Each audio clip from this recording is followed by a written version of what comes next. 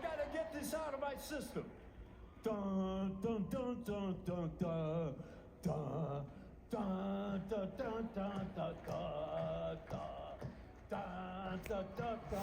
dun dun dun. Yeah! Woo! I wrote a speech. That's more boring. All right, let me see if I can read this shit. All right, the White Stripes were not like the other bands. The first time I saw them, it was in a photograph. It was just the two of them standing there side by side, grinning like they had some kind of fun secret, like they stole some cookies from a cookie jar. They look really young. And basically, I was looking at a 21st century Adam and Eve who had started a rock and roll band. I thought, cute kids, they'll probably go places. And they did. They did go places. They started their career at a dive bar in Detroit, Michigan, called the Gold Dollar. They played with bands like the Gories and the Dirt Bombs. I love that name. Dirt Bombs, yeah. They made a big load of noise. I like to write off. Not everybody did. One guy wrote, lousy drummer.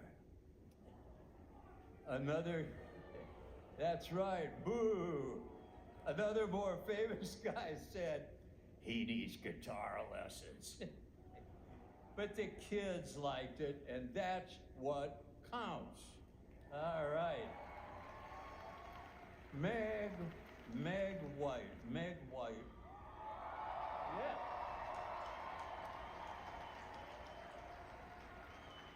Meg White, who is a timeless beauty. Meg White, who gave her name to the group, was a charismatic, naturally likable person. I met her once, and she had the most genuine and charming smile. She played the drums for the benefit of her band, like Baby Dodd said. She gave the drum kit a good whack, like Fred Below did from Muddy Waters and Chuck Berry. I think it was Meg's support that helped launch the rocket of racket that was Jack White.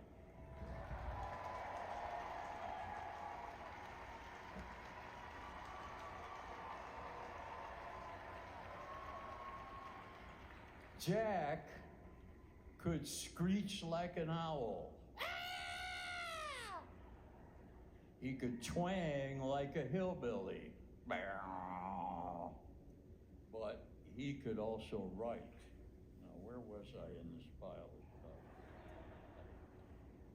I hear echoes of the Who, the Small Faces, the Beatles, art rock and country blues in Jack's playing. He could do it all, and the writing he is capable of was something that was not typical of the great Detroit bands of the 60s and 70s. This was more melodic, more hooky. After all, it was a new century, and the White Stripes music was coming from a foundation of love instead of revolution. It was time to turn a page.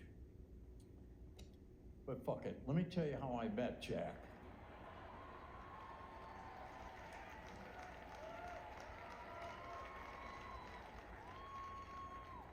Jack picked me up. That's right, he picked me up. We were both playing Coachella, and he said, I've got an idea for a photo. Look, man, I want to pick you up in my arms like you're the dead Jesus.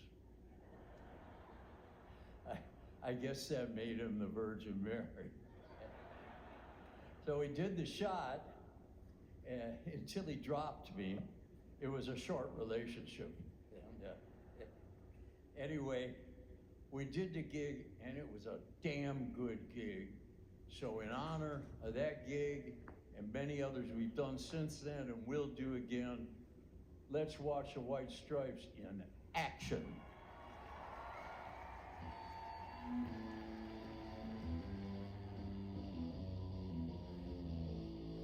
I don't think that this band is ever going to be that big, you know? For two people to get even this attention, that's pretty amazing. I don't think we're going to be playing arenas or anything like that. We don't write songs that are going to be, you know, top 40 hits.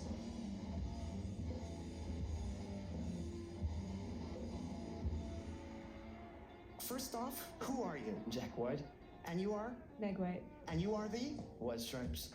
The death of rock and roll has been declared so many times, right? And then, miracle of miracles, a couple kids from Detroit decide to believe in it again. We started the band in '97. The first time we played was just on a lark, and Meg never played drums before. I just happened to sit down on the drums and try it out. They were there, and I started playing them, and I just liked them the best. It was very primitive, and I'd never played with a drummer like that. So we started writing songs. The very first White Stripes album, the goal in my brain was like, I want this to sound like the city, to sound like Detroit. The White Stripes' first show ever was open mic night at the Gold Dollar. It's like the CBGBs of Detroit. I think the White Stripes strips rock down to just the bare essentials. It's buzzy guitar riffs and driving beats. It's just what it needs to be. Meg's drumming is very modern. She played so simplistic, but with a heaviness. It just served the riff.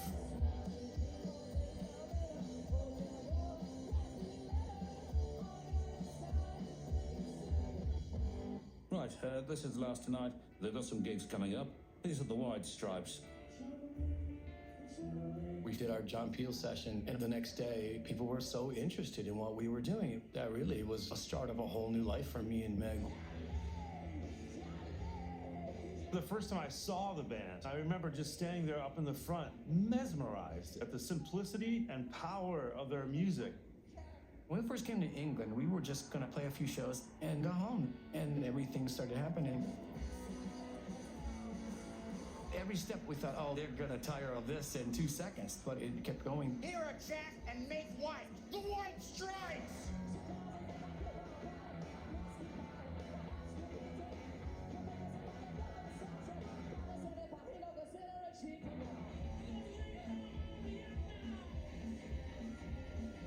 Jack is a formidable guitar player. It's almost like there's an energy coming through, and the notes are a byproduct, and the energy is almost too big for the guitar he's playing.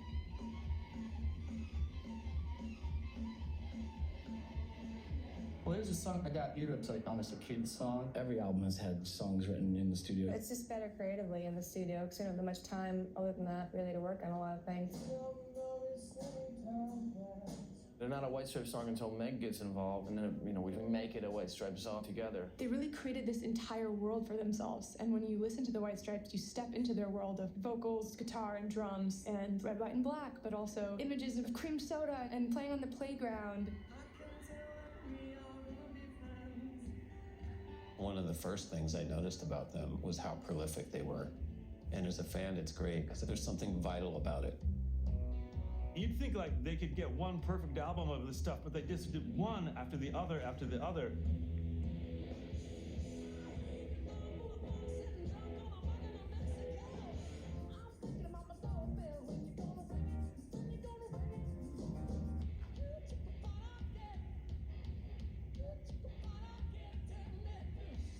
I remember we were at a sound check in Australia, and I started playing that riff, and I thought, oh, this is really cool. And When it shows how it goes, yeah.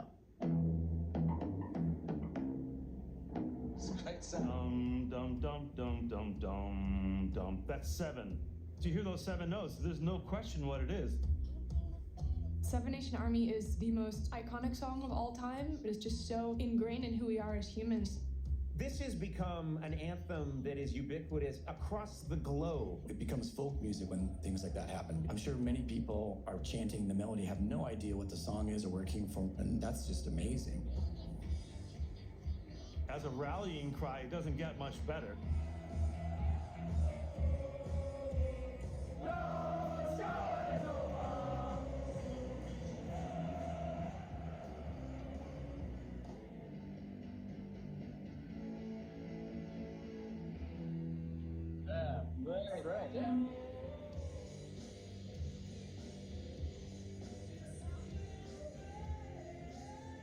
The White Stripes proved to the world that you don't need a lot of frills to make music that really moves people. Their music and what they've contributed to music speaks for itself.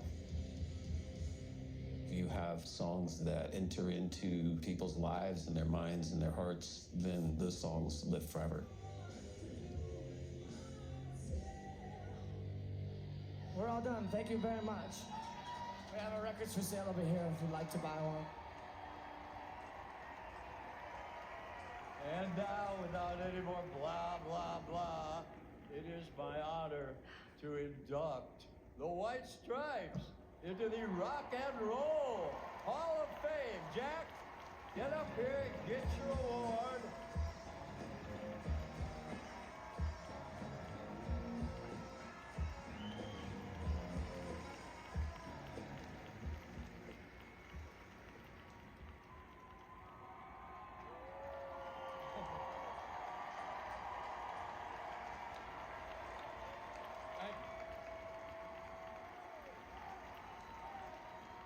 Thank you so much.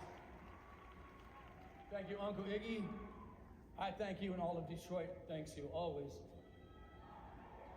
Today, the White Stripes are proud to represent the sound of Detroit punk and garage rock and all of its bands and artists, and also the garage rock movement that caught folks' imagination around the world a few years back. I spoke with Meg White the other day, and she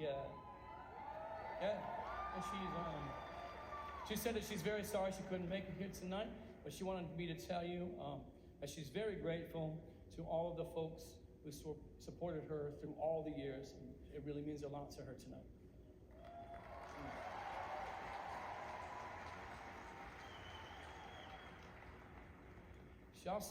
She helped me write all this the last couple of days. I sent these things to her, and she checked it for me. A lot of punctuation corrections too. She's pretty good at that. She wanted me to tell you all that. She said, do you remember, Jack, when we used to walk around and for some reason, animals would stare at us. They would stop and stare at us for some reason. And even at the Detroit Zoo, an elephant did the exact same thing one time. And she just wanted me to tell you that. So. There's so many people who help the White Stripes come alive and climb new mountains. I know it can be tedious to hear a list of names of people you don't know, but it means a lot to us to tell these people thank you. Ian Montone, Ben Blackwell, Dave Buick, Italy Records, Matt Pollock, Stacey Fast, David Weiss, Ben Swank, Greg Simons, John Baker, Lala Medina, David Swanson, Dead Pastor, Tiffany Steffens, Martin Richard and Leo at XL Records, Andy Gershon at V2, and everybody at Third Man Records, of course.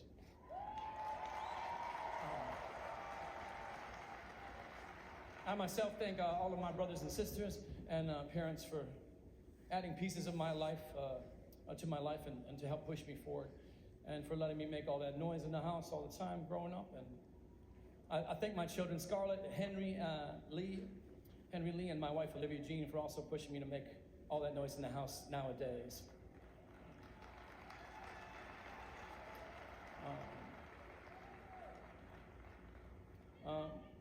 Yes, we love Meg. Meg and I want to thank just a few of the bands that inspired and artists that inspired us and came before us and also helped us along the way.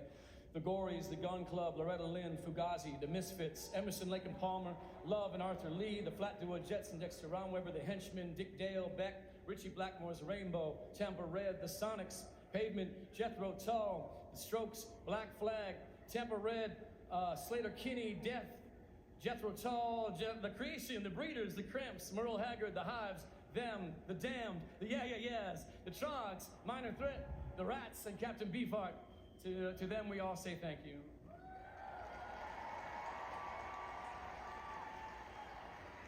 Sorry, I lost my place. I think I said a couple names twice, sorry. To the factories and tools and electricity and vacuum tubes, we say thank you. To the Coney Islands of Detroit and the honky-tonks of Nashville and the corner pubs of London, we say thank you.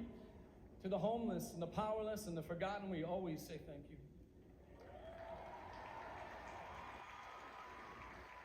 A long while back, there was a duo of songwriters important around the time of the birth of rock and roll called Lieber and Stoller. And they wrote a lot of songs that a lot of people probably never heard of, but they also wrote a couple that really connected with folks, like Jailhouse Rock and Stand By Me. And you for sure heard those songs. There was once a duo called Jerry Siegel and Joe Shuster. And they were a comic book hero writing team who came up with all kinds of heroes you never heard of, like Slam Bradley and Dr. Occult and so forth. And, but they also came up with this character really connected with people named Superman, who I'm sure you heard of. And there was once a comedy duo called Abbott and Costello that I once remember hearing from my father as a child that had thousands of jokes kept on white cards in a file cabinet. Jokes and routines that nobody had ever heard before, never got performed. But they also developed a joke that for some reason really connected with people, and the routine was called Who's On First? And I know you've heard that one. I myself have been in a lot of bands you've probably never heard of, but for some reason, people especially connected with this one two-piece duo project that I was in called the White Stripes. And we don't know why these things connect with people, but when they do, it's the most beautiful thing you can have as an artist or a musician when people are responding and sharing with you. And so to the young artists, I want to say, get your hands dirty and drop the screens and get out in your garage or your little room and get obsessed. Get obsessed with something, you know, get passionate. We all want to share in what you might create. Lastly, I was going to send this to Meg, but I didn't get around to it, so I thought I'd read it to you all tonight. One time, a girl climbed a tree, and in that tree was a boy. Her brother, she thought. And the tree looked so glorious and beautiful, but it was just an oak tree. And these two so loved the world that they brought forth a parade float. One they built in their garage behind the oak tree with their own bare hands. And the boy looked at this giant peppermint on wheels and felt pride. Pride that it was produced in the Motor City, just like in the big factories, but it was just in their garage.